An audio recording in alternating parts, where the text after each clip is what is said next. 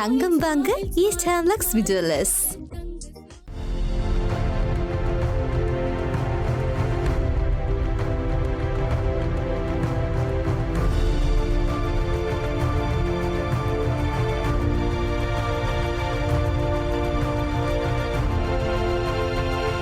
வணக்கம். இது ஐபிசி தமிழின் செய்தி வீச்சு. இன்றைய செய்தி வீச்சில் இலங்கை விடயங்கள் காத்திருக்கின்றன. இலங்கை தீவு உட்பட உலகளாவிய ரீதியில் அடுத்த வாரம் கிறிஸ்துமஸ் பண்டிகை வர காத்துள்ளது. அவ்வாறான கிறிஸ்துமஸ் பண்டிகைக்குரிய காத்திருப்பு தொடரும் நிலையில் இலங்கையருக்கு இந்த முறை அதிகமான நத்தார் பரிசுகள் கிட்டியதோ இல்லையோ, உப்பிட்டவரை உள்ளளவும் நினைக்கும் அளவுக்கு அடுத்த மாதத்தின் இறுதிக்குள் நாட்டுக்குள் 30,000 மெட்ரிக் டன் உப்பை இறக்குமதி செய்வதற்கு ஏகேடிஆரின் அமைச்சரவை நேற்று அனுமதி வழங்கிக் கொண்டது. வறிய மாணவர்களுக்கு 6,000 ரூபாய் நிதியுதவி, வாகன இறக்குமதிக்குரிய கட்டுப்பாட்டு தளர்வு, வருமான வரிக்குரிய வரம்பை உயர்த்தியமை என இருக்கும் ஏகேடிஆரின் கிறிஸ்துமஸ் பரிசு பொதிகளில் ஒன்றாக ஏற்கனவே அரிசி இறக்குமதி செய்யப்பட்ட நிலையில் அதனுடன் கூடவே தற்போது உப்பு இறக்குமதிக்கும் நேரம் வந்துவிட்டது. முறையான திட்டமிடல்களுடன் உள்ளூரில் உற்பத்தி செய்யக்கூடிய அரிசிக்கும் உப்புக்கும் இப்போது இறக்குமதி அனுமதி கிட்டியிருப்பதால் இந்த இறக்குமதிகளுக்குரிய வகையில் அந்நிய செலாவணி நாட்டிலிருந்து வெளியே செல்லும் என்பதும் புரிதலுக்குரிய விடயம். இந்த நிலையில் இலங்கையரை பொறுத்தவரை உப்பு இறக்குமதிக்கு வழங்கப்பட்ட அனுமதி ஒருபுறம் உப்பு தட்டுப்பாட்டை குறைக்கும் என்ற நிம்மதி இருந்தாலும் முழு இலங்கைக்கும் உப்பிட்ட தன்னையும் உள்ளளவு நினைக்க வேண்டும் என்ற அழுத்தத்தை இப்போது சீன தோழன் கையில் எடுத்திருப்பதாக தெரிகிறது. அதன் அடிப்படையில் ஏகேடிஆர் தனது இந்திய பயணத்தை முடித்துக்கொண்டு நாடு திரும்பிய கடந்த புதனன்று அவ்வாறாக அவர் நாடு திரும்பிய ஓரிரு மணி நேரத்தில் சீன ராஜதந்திரி ஒருவர் அவரை சந்தித்து பேசியமை ஒன்றும் திட்டமிடப்படாத அல்லது தற்செயலான நிகழ்ச்சி நிரல்கள் அல்ல.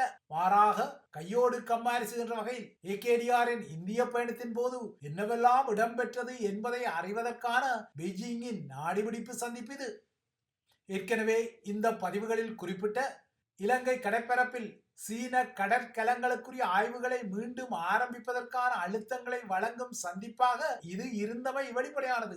கடந்த வருடம் இந்திய பெரியனர் வெளிப்படுத்திய கடுமையான எதிர்ப்புகள் காரணமாக இதற்கு சோழி என்ற அடிப்படையில் ரணில் விக்ரமசிங்க தனது ஆட்சி காலத்தில் இலங்கை கடற்பரப்பில் வெளிநாட்டு கடற்கலங்களுக்கு ஒரு வருட காலத்துக்கு ஆய்வுகளை செய்ய தற்காலிகமான ஒரு தடையை விதித்திருந்தார்.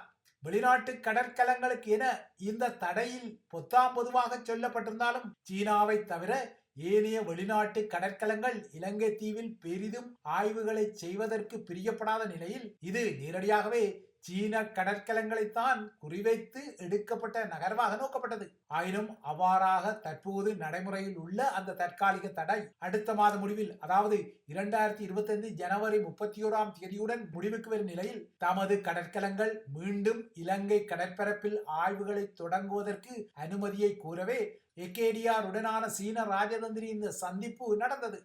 இந்த சந்திப்பின் போது இலங்கையில் சீனாவால் உறுதியளிக்கப்பட்டு இதுவரை நிறைவு செய்யப்படாத சில திட்டங்கள் குறித்து ஏகேடிஆர் சீன ராஜதந்திரிக்கு எடுத்துரைத்த போதிலும் தூண்டில்காரனுக்கு மிதவையில் இருக்கும் கண்போல இந்த திட்டங்கள் குறித்து ஏகேடிஆர் செப்பிய விடயங்களை விட கடல்சார் ஆய்வு நடவடிக்கைகளை மீண்டும் ஆரம்பிப்பதற்கான திட்டம் குறித்தே அந்த ராஜதந்திரியின் இலக்கு இருந்தது. அத்துடன் ஏகேடிஆர் விரைவில் மேற்கொள்ளவுள்ள சீன பயணத்தின் போது அவரை இந்திய பெரியனருக்கு சளைக்காத வகையில் அன்புடன் வரவேற்க தமது தரப்பிலும் முறையான திட்டமிடல்கள் இருப்பதாக சீன ராஜதந்திரி ஒரு செய்தியை சொன்னார். சீன ஆய்வு கப்பல்கள் தொடர்பாக இந்தியாவுக்குள்ள பாதுகாப்பு கவலைகள் மீது கொழும்பு அதிகார மையம் உரிய கவனம் செலுத்தும் என டெல்லியில் வைத்து இந்திய பெரியனர் தரப்பால் செய்தி தெரிவிக்கப்பட்ட கையுடன் இலங்கை கடற்பரப்பில் ஆய்வு நகர்வுகளை மீண்டும் தொடக்குவது குறித்த சீன நகர்வுகள் கொழும்பில் பகிரங்கப்பட்டமை பெரியனரை பொறுத்தவரை புதிய சவாலே சமாளி நிலைதான். பெரியனரை பொறுத்தவரை தமது தரப்பிலும் கடல்சார் பாதுகாப்பு மற்றும் கடல்சார் ஆய்வு ஆகியன இருப்பதால் இந்த விடயத்தை கொழும்பும் சற்று கணக்கில் எடுத்துக்கொள்ள வேண்டும் என்ற ஒரு நிலைப்பாடு உள்ளது. ஏகேடிஆர் டெல்லியில் தங்கியிருந்த போதே இந்திய வெளியுறவு செயலாளரின் கருத்தில் இது அப்பட்டமாகவே பிரதிபலித்தது. இதன் பின்னர் தான் இந்திய பெரியனரின் பாதுகாப்பை பாதிக்கும் வகையில் இலங்கையின் நிலப்பரப்பு ஒருபோதும் பயன்படுத்தப்பட மாட்டாது என ஏகேடிஆர் இந்திய பிரதமர் நரேந்திர மோடிக்கு உறுதியளித்த நிலையில் அவர் அவ்வாறு சொல்லி கொழும்பு திரும்பிய கையுடன் சீன ராஜதந்திரி ஓடோடி போய் அவரை சந்தித்து பேசியுள்ளார்.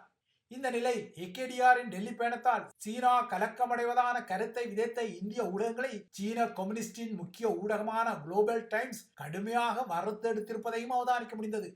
சீனாவுக்கும் இலங்கைக்கும் இடையில் முரண்பாட்டை விதைப்பதற்கு இந்திய ஊடகங்கள் கடுமையாக பாடுபடுவதாக சாடியுள்ள குளோபல் டைம்ஸ் இந்திய ஊடகங்களின் கதைகள் பூச்சிய மனோநிலையை பிரதிபலிப்பதாகவும் இந்திய ஊடகங்கள் இன்னமும் அரதப்பழசான காலாவதியான கண்ணோட்டத்தில் இருப்பதாகவும் இந்திய ஊடகங்கள் தெற்காசிய நாடுகளின் இறையாண்மை மற்றும் ராஜதந்திர உரிமைகளை புறக்கணிப்பதாகவும் எகிறிய குளோபல் டைம்ஸ் இந்தியா பெரியன்னர் மனோநிலையுடன் சிறிய அயல் நாடுகளின் நலன்களை முற்றாக புறக்கணிப்பதாகவும் வறுத்தெடுக்க தலைப்பட்டது.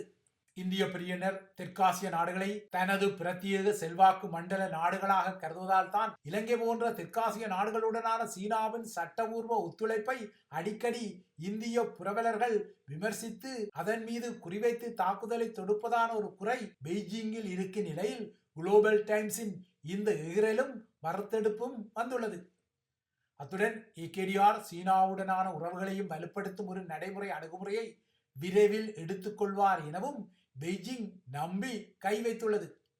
ஆனால் மஹிந்தவால் இலங்கை தீவில் நகர்த்தப்பட்ட அம்பாந்தோட்டை துறைமுகம் மத்தள விமான நிலையம் போன்ற வெள்ளை யானை திட்டங்களை எதிர்க்கட்சியில் இருந்தபோது அனுரவின் ஜேவிபியும் குறை கூறத்தான் செய்தது. சீனா இலங்கை தீவை கடன் பொறியில் சிக்க வைத்ததால் இலங்கையில் ஏற்பட்ட பொருளாதார வீழ்ச்சி மற்றும் அது சார்ந்த அறகலைய போராட்டத்தால் தான் இப்போது ஏகேடிஆர் தரப்பு ஆட்சி கொலுவில் இருப்பது என்னவோ யதார்த்தமான ஒரு விடயம். இலங்கையில் அறகல போராட்டங்கள் இடம்பெற்ற காலத்தில் 3 நாடாளுமன்ற உறுப்பினர்களை கொண்ட ஜேவிபி மேற்பார்த்த திசைகாட்டிக்கு இப்போது அதனை விட எத்தனையோ மடங்கு பெருகிய வகையிலும் 3/2 பெரும்பான்மைக்கு அப்பாற்பட்ட வகையிலும் நாடாளுமன்ற உறுப்பினர்கள் இருப்பதால் ஒரு வகையில் சீன கடன்பொறி ஏகேடிஐ தரப்புக்கு அவர்களின் ஆட்சி அதிகாரத்தில் ஆதாயங்களை வழங்கி இருப்பதை மறுத்து கொள்ள முடியாது. இவ்வாறான ஆதாயங்கள் மீதான ஒரு பூகோள அரசியல் ஆட்டம் தெற்கில் தெரிய இந்த வாரம் 75வது ஆண்டை கடந்த தமிழரசு கட்சியை மையப்படுத்திய அதிர்வுகளில் ஒன்றாக தற்போது அதன் மத்திய குழுவை இலக்கு வைத்து புதிய சட்ட நடவடிக்கைகள் எடுக்கப்படுகின்றன. அந்த வகையில் தமிழரசு கட்சியின் மத்திய குழு எடுக்கும் அனைத்து நகர்வுகளுக்கும் தீர்மானங்களுக்கும் தடை உத்தரவு ஒன்றை பிறப்பிக்குமாறு கோரி முன்னாள் நாடாளுமன்ற உறுப்பினரும் தமிழரசு கட்சியின் மத்திய குழு உறுப்பினருமான சிவமோகன் வழக்கு ஒன்றை தாக்கல் செய்த நகர்வு வந்துள்ளது. வழக்கு ஒன்றை தாக்கல் செய்த நகர்வு யதார்த்தமாகியுள்ளது. தமிழரசு கட்சியின் நடைமுறை தலைவர் யார் என்ற விடயத்தில் ஏற்பட்ட குழப்பத்துக்கு தீர்வு காண இந்த விடயம் குறித்து எதிர்வரும் 28ஆம் தேதி கட்சியில் ஒரு வாக்கெடுப்பு இடம்பெற தீர்மானிக்கப்பட்டுள்ள நிலையில் இந்த புதிய வழக்கும் தாக்கல் செய்யப்பட்டுள்ளது.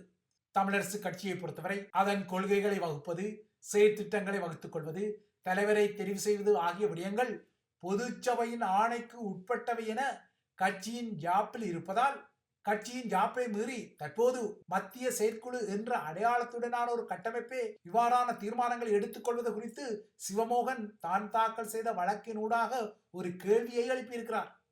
இவ்வாறான சில கேள்விகளை ஏற்கனவே முன்வைத்து தமிழரசு கட்சி மீது வழக்குகள் போடப்பட்டு அந்த வழக்குகளுக்கே இன்னமும் தீர்வு ஒன்று வராத நிலையில் தொடர்ந்தும் அந்த கட்சி சட்ட ரீதியான பொறைக்குள் சிக்க வைக்கப்படுவது மூக்குள்ளவரை சளி போகாது என்பதை பவளவிழா தனது கட்சியின் பலவீனமாக வெளிப்படுத்த தலைப்பட்டுள்ளது.